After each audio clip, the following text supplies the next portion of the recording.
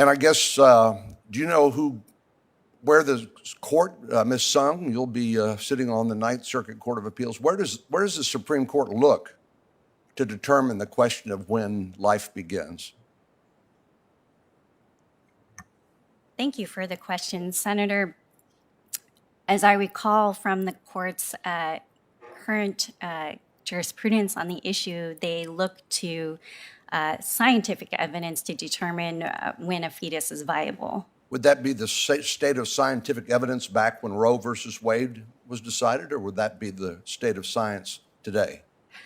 My understanding from the course of the court's jurisprudence is that it has, to an extent, recognized that scientific advances can change the point at which a fetus is viable. Judge Robinson, do you believe that an unborn child, at any point up until the time the child is delivered by the mother, does that child have rights under the Supreme Court precedent? I believe that the Supreme Court, in general terms, has recognized that after the point of viability, one of the interests that is within the scope of permissible regulation for the state is the interest of the fetus that would be born as a child. Do you agree with that, Ms. Sung? That is also my understanding of the court's jurisprudence.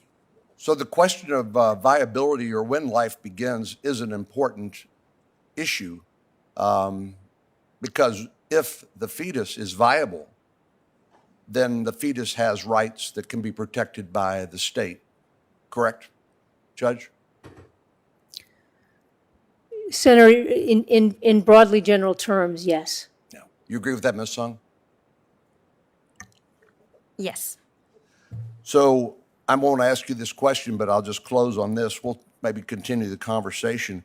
7 out of 198 countries in the world allow abortion after 20 weeks. I presume the basis for those decisions is when they believe the fetus is a question of viability we've been talking about here.